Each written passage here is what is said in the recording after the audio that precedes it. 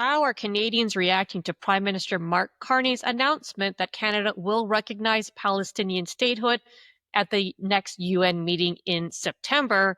Of course, he has put caveats on this. We're going to look into that Canadian reaction. Welcome to Spin Nation. We are the podcast that slices through the noise to reveal the forces shaping Canadians' perspectives. I'm your host, Laurel, and hello, my co-host, as always, Emmanuel. Hi, Laurel. So we are revisiting this topic of Israel and Palestine. We did look at it from the perspective of Israel and Iran when that war was taking place. That is episode 7, if you'd like to look back and listen to that as well. But with Mark Carney's announcement yesterday, that was July 30th, that is the Canadian government intends to recognize the Palestinian state with a bunch of ifs. I don't know about you, Emmanuel, but my For You pages are blowing up as Canadians are reacting right now. Canadians, and not just Canadians, we're even having Donald J. Trump make comments that might impact our trade negotiations. Exactly. And I'm curious if Carney realized that Trump would use this as a negotiating tactic with Canada, or if he was caught by surprise by that. And that's doubly interesting because Trump himself was changing the tone that he had on the whole Israel-Palestine question. Now, as I said, my For You page is on fire, but personally, I have found this particular issue and topic, the misinformation, the disinformation is so extreme that it's just pervasive. I just don't know how an individual living in Canada is able to assess and determine what is true and what is not true, because it doesn't feel like before we've ever been in this place. Maybe Russia and Ukraine is an example. I know you followed that one very closely. But how are we supposed to know what is true? Where do you go for the unbiased facts? That used to be the role of the United Nations, UN, and the media, but I just feel like they have proven to be unreliable as of late.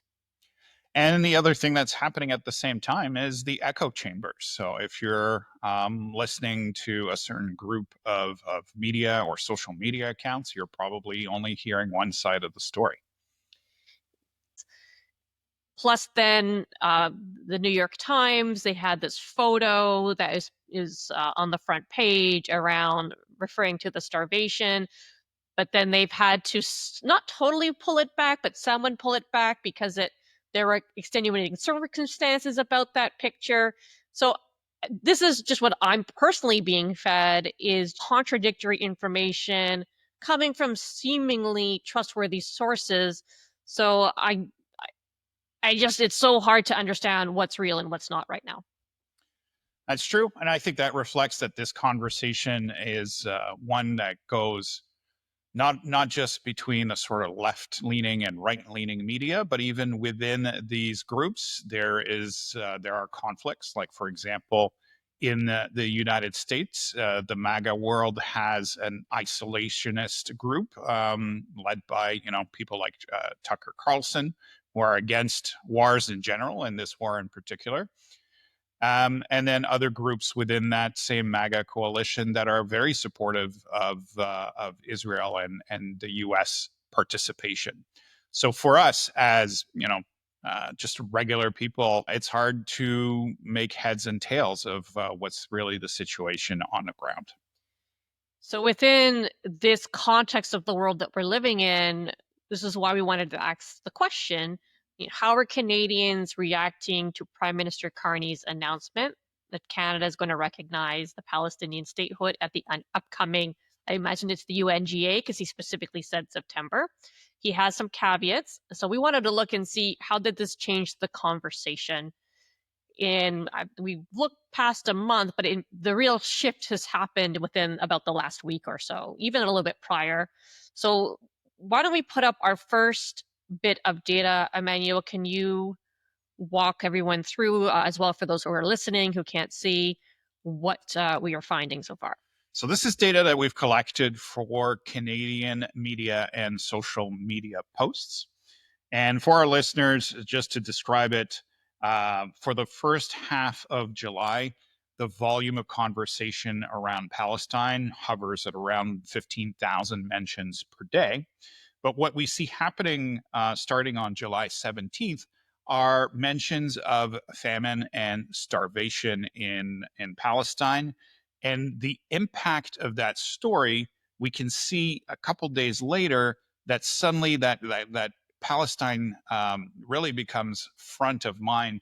And over the course of a few days, we see the volume shifting from 15,000 a day to more close to 40,000. So it and more than doubles in the course of a couple of weeks. I was trying to see if there was one specific report. There seemed to be absolutely a few news reports which drove this, or you can pinpoint to. But obviously, there's been a lot of talk for quite a while about food insecurity. But it seems like that message has shifted from there's food insecurity to they are now facing actual starvation. So it was that point that the world leaders in particular, because we saw in that last week, France already acknowledging about talking about welcoming more Palestinians into France. And then, of course, the UK followed with a recognition with similar caveats to Carney government. But this idea that we are no longer at risk, but we have arrived at starvation was really the inflection point. And I think this reminds me of a situation a few years ago where there was a similar change in public attitude. I don't know if you remember during the Syrian refugee crisis, a lot of people trying to cross the sea to get to safety in Europe, and in Yes. particular, there was this image, very sad, of a baby drowned out on one of the beaches in Europe, and that single image made a profound difference in the perception of the crisis for a lot of the Western world. I do remember that was an incredibly sad, powerful but sad image. And I think that is the image war is in play here right now. We mentioned the New York Times article, our photo, and they've had to make some amendments to it. But in other photos I have seen that have been on my socials, they're saying, well, these are children in Gaza, but then I've seen contrary saying this is not true. This is actually, years ago from Syria. But I remember throughout this war, there have been photos that have been shared and they say this is Gaza, and then there will be comments saying untrue, this is from another country, another time. And so again, you can't even believe what you see anymore. That's right. The power of photography meeting the challenges of today's social media environment, where a lot of the sourcing and the stories behind these images is harder to establish. Requires a lot of research on the part of the reader, or a lot of trust in that particular outlet that Okay, let's move on. We've got a bunch of data to get through. So next up, we're going to look at the conversation around Palestinian statehood. So if Emmanuel, if you don't mind explaining what we're looking at here. Okay, so again, we're looking at Canadian data, media and social posts in the last month. And what we notice here for our listeners is a very quiet conversation, a little bit of conversation around this statehood, but it's really in the background, a few posts per day, maybe a few hundred posts. A bit of a peak around July 25th. I believe this is those dates where the United Kingdom and France started also talking about recognizing Palestine. And then, of course, a huge increase on July 30th, just a day from this recording, as Mark Carney makes his announcement. One data point that is really interesting in this is we also looked at the keyword terrorism and terrorist, right? So part of the controversy around this recognition of statehood is that we might be rewarding the terror elements within Hamas and some of the campaigns that they've led. And so it's interesting to see that this conversation around terrorism has been in the background for many months now, probably because Israeli strikes have reduced its effectiveness as an organization. So not a lot of folks talking about Hamas as a terror organization anymore. It's quite striking to see that while there are accounts out there um, promoting the idea and the narrative of Hamas as terrorist, and Hamas is a terrorist organization within Canada. Canada has designated them as such, but they didn't think of it in context of statehood. At least they weren't talking about it in context of statehood. But now that Canada has come to this point, I just saw a clip on CBC. It was an interview with a representative of the Israeli government who was making this point, and the anchor was also making this point. Does this suggest that there is a reward for terrorism? And I believe that might be why in Carney's announcement, he was very specific. He used very specific language that Hamas could not be part of any government going forward, Exactly. probably to mitigate this particular issue. Yeah. And this had faded in the background, but now obviously everybody is being reminded of that element again. Okay, so while I'm setting up the next data, can you explain the difference between what we just showed and what we're going to show now? What was the change in the angle that you looked at this? So the previous chart, we were looking at just recognition across the board, whether it was Canada, France, or other countries. This particular chart looks specifically at Canada, recognizing Palestine. And so most of the coverage is around the announcement late yesterday, July 30th, and then peaking again today as people are starting to take in what are the implications of that decision, including, by the way, again, Donald Trump making a statement that this might impact our tariff negotiations. But I do want to point out in this chart, we see a little bit of chatter in around July 26th.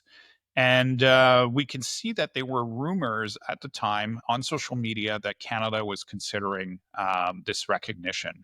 A lot of people reposting articles out of Iran and other sources that were hinting that this was under discussion at the time. We also looked at that message narrative around starvation. And to me, this suggests that the conversation not saying people are starving, we must now give them statehood. Those two messages are not interconnected. That's how I'm reading this. I think if we saw starvation have a huge jump here alongside recognition of statehood, that they were more closely aligned, then people would see those as part and parcel. It doesn't show this in the data, or am I reading this wrong? Can we make that assessment? I would say that the starvation and famine conversation has increased the pressure on leaders to be seen as doing something, but that they can't necessarily point to any single thing. These are various issues that have been building up for multiple months, multiple years. I would argue that the lack of availability of information on the ground, as journalists are not allowed in Gaza. There are issues around what's the long-term plan as to what should happen with Gaza and with the population that lives there. There's been various scenarios that have been rolled out, and that now is being compounded with this starvation story. So the political leaders are not necessarily going to point to any single thing when they talk about the statehood, but the pressure of all these things put together resulted in these announcements that we've been seeing over the course of this week. Yeah, I agree that starvation conversation is the inflection point. My read of the conversation right now, and I was looking at TikTok today. We don't have data, so this is going to be more of a qualitative assessment.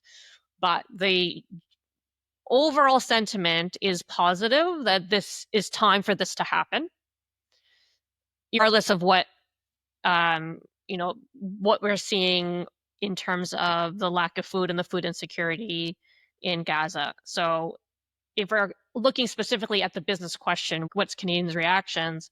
I would say the Canadians' reactions are overall positive and think that this was the right thing to do. And likely, if the Carney government had not taken some strong position, it would have created a much more negative reaction from the general population. And following the lead from the United Kingdom and France, which is interesting as we were in the middle of this tariff war, and definitely Canada trying to, not the center of gravity, but perhaps open up opportunities in Europe. So could there be points to be gained to sort of tie these three countries together? Okay, so we do have a look at our, let's say, top 25 voices that we track on X who have had the most influence and most engagement. I can put that up, but quite frankly, there was no big ahas in that for me personally. Essentially, we know that they are more pro-Israel based on previous analysis that we've done. Again, go to episode 7 if you want to see that. This continues. So there's no one's opinion has been changed or shifted. Right. So we're not looking at political or incumbent media. What I do find notable is that the Israel conversation was much stronger during the month of June and has faded in the background in July until this announcement. So, as with many long-term communication campaigns, unless you sustain the cadence, it falls off of people's attention, and that's when shifts in public perception can happen because there's no reinforcement. So, to me, this is hinting at the fact that it could be that Israel lost the narrative around the month of June, or just fell off the broadsheet, so to speak. And then other events, such as the famine, pulled the carpet from under the folks that were pushing a pro-Israel narrative. The only takeaway from me, as I said, I think people's opinions within this sphere had already been well established and weren't going to change at this point. All right, so let's wrap up with our so what. This is obviously a big change in position in foreign policy for the Canadian government. There's going to be a lot of reactions. You brought this up, but it's very clear that Israel has lost the PR war. And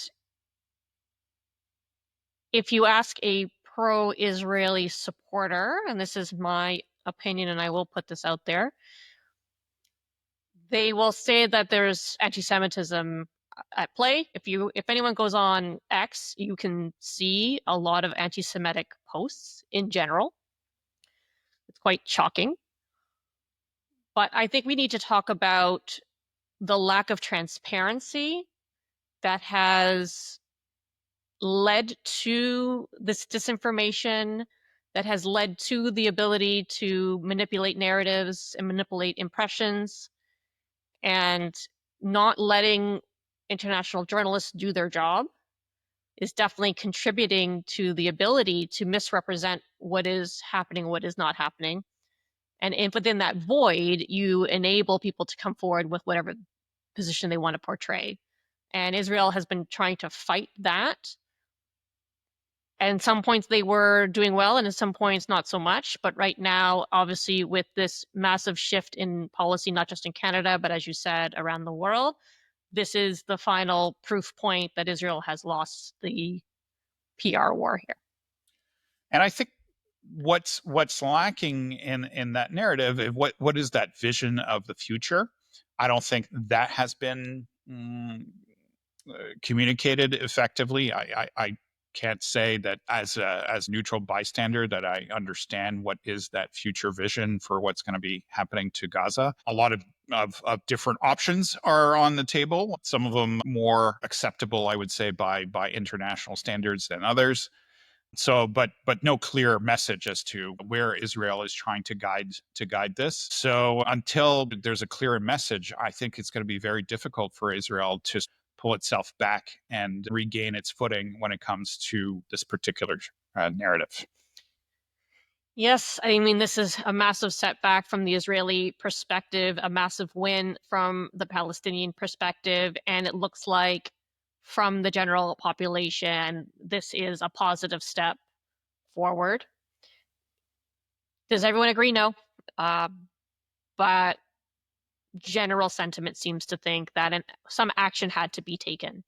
And so it looks like Carney made the right decision, at least when it comes to how Canadians are going to respond. We'll see if it's the right policy decision. That is a time may tell.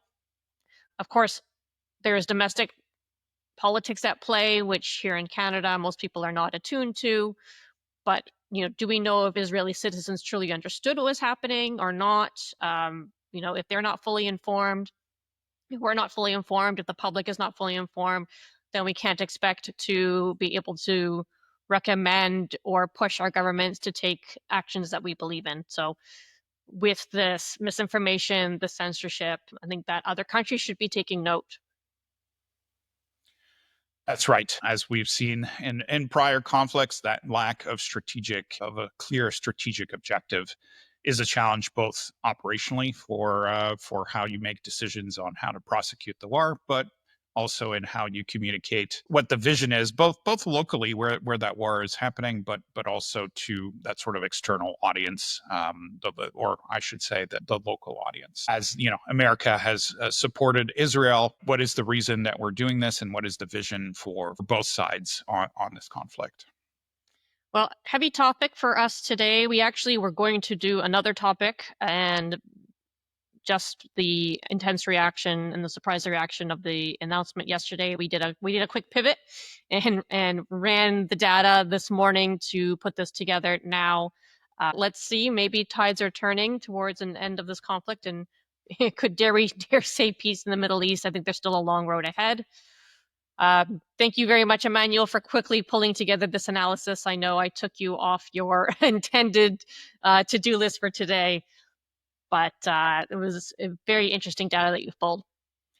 Thank you, Laurel. And as we speak about all these narratives and the way that these ideas are being spun out, I do want to acknowledge that our thoughts should be with the regular people on both sides of this conflict and what they're going through. Absolutely well said. Thank you. Okay, well, have a wonderful rest of day or evening. Depends on when you're listening or watching this, and we will see you next time. Until next time.